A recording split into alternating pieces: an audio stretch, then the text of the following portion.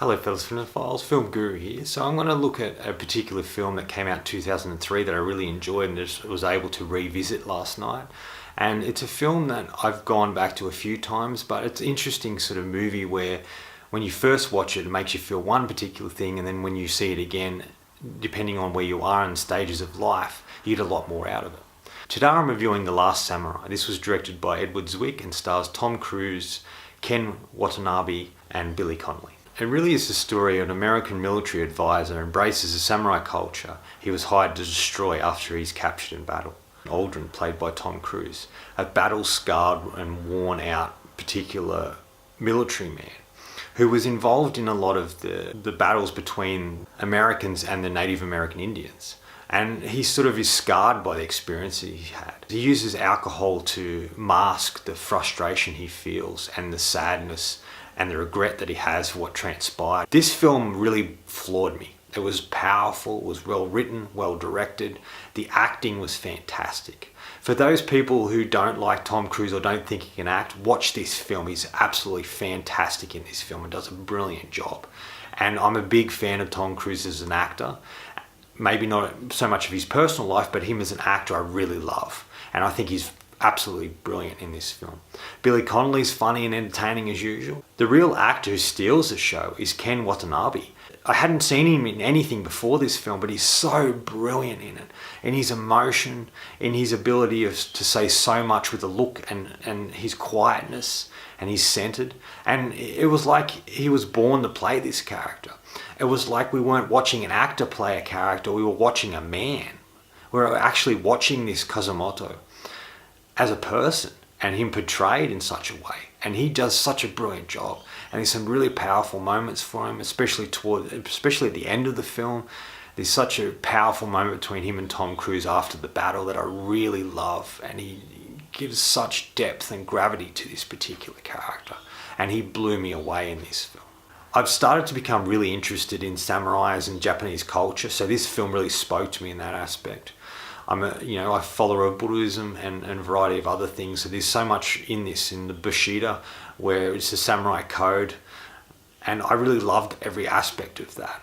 I love the story too, and I think Tom Cruise's character is this battle-scarred, worn-out sort of man who's given up, finds a purpose again, finds a reason to fight, and tries to right the wrongs that he feels that he's been part of. And I really loved that too. I like how the film is ultimately a three-act structure. The first part of the film, we're introduced to Nathan, and we see him as an alcoholic, ultimately, and as a flawed sort of man who's been through hell. And we see him be given this opportunity to become a military advisor, which he reluctantly takes on because he ultimately sort of needs the money and he hopes it's worth the reason for why he's getting involved in it. And then the second act and part of the film is ultimately all the stuff within this particular village that he's taken to after the battle he's involved in. And I really loved that. I really loved that whole sequence. I love the people within it. I love we got to see the culture. We got to see the strength that Nathan has in him. We got to see Kazumoto and him as a leader. His men around him, how great they are, and the family that he has, his sister and the son, and the stuff that is involved in this.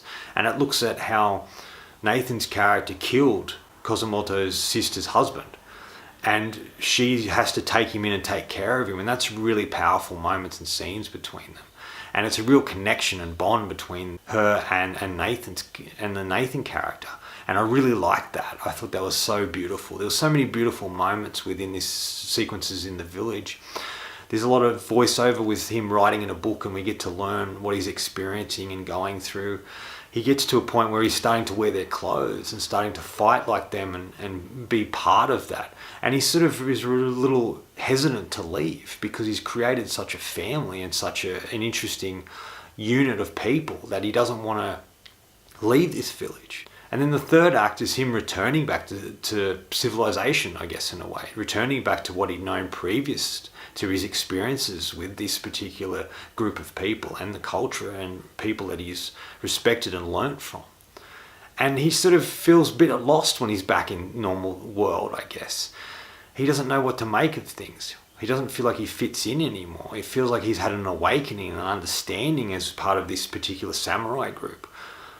that he doesn't know and he just can't go back to the person he was previous. And he has a fond respect and understanding for these particular people, and he's trying to right some wrongs, and he's trying to look out for people and do the right thing and make the right decisions and help the people within this community that he's become part of. Ultimately, Kozumoto is arrested, and when he's arrested, Nathan decides to break him out. And because he goes towards him, this group of men attack him. This fight sequence is fantastic. Tom Cruise had to memorize so many movements in this sequence, where he has two swords, where he begins with no swords and then he has two swords, and then how he takes these particular men out. It's absolutely brilliant to watch. All the action sequences in this film are fantastic to look at. It's beautifully shot. I love the culture, I love the ideas in it, and it's so well written that it just sucks you in. There's so many scenes where there's not a lot of dialogue or no dialogue at all, but you feel what's going on, you understand it. And there's a gravity to these particular scenes that is actually absolutely extraordinary and amazing to watch. And the final battle sequence is just astonishing. It goes on for at least 20 to 30 minutes, and it's a big bulk of the third act of the film. But it's so powerful in what it's doing and saying, and how these small group of men take on this huge army, and how they accomplish the things they set out to do, the plans they have, the strategies they're using to accomplish their goals. Is just absolutely fantastic, and it's a very emotional moments within that final battle. There's some slow motion that gives much effect to what's going on and transpiring for the characters, and you really feel connected to them. You really feel drawn to them. They've spent so much time building these particular characters, you really understand them, and you want to get behind them, and you want them to succeed and survive what they're going through, because they're such well-written and rounded characters that you're just drawn into those particular people and the particular world that they inhabit. I think this film is absolutely magnificent. It's close to being a perfect film in my opinion. I've absolutely loved every aspect of it, and I thoroughly enjoyed my whole experience with this film. The only piece of criticism, the only one criticism I would have for this film, is when Nathan's on a boat going towards this particular city. It's all digital, and you can tell, and it just doesn't look very good, and I think that's the only thing that I thought was a negative towards the film. But everything else is practically shot and done. That's what gives the film such gravity and breath of fresh air, and I really am drawn to the story. Final verdict. If you're a fan of Tom Cruise, if you're a fan of the samurai culture, or even just a good, well-written, executed film, a period piece about war and humanity and how these two clash and combine as this film goes along. And if you're a fan of Edward Zwick, you'll probably get a lot of that out of this as well. I highly recommend this film. I think it's brilliant, and I think a lot of people get a variety of different things out of it, and I think everybody should see this film if you have not. I'm going to give The Last Samurai 5 out of 5. I thought it was brilliant, well executed, written, directed, and put together. I loved every aspect of it. I loved every sequence that I experienced.